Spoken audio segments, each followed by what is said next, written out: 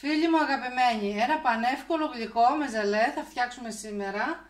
Δροσερό, γρήγορο και με λίγα υλικά. Πάμε να το δούμε.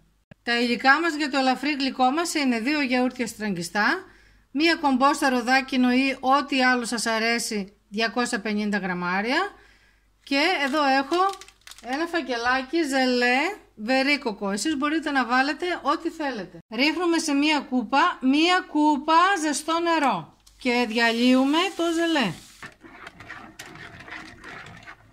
Έχουμε στραγγίσει την κομπόστα και ρίχνουμε το χυμό κομπόστας.